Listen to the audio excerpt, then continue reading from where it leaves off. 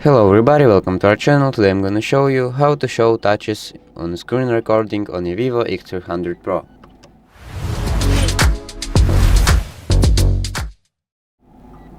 So basically, if you want your touches to be visible on your screen recording, you'll need to set it up.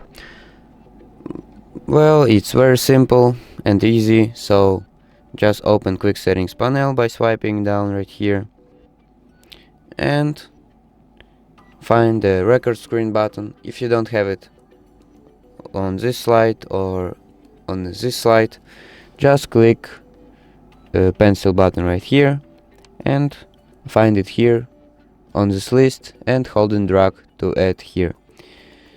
So as I already have it, just click and hold it and choose display touch trajectory right here, and now your touches will be visible on your screen recordings.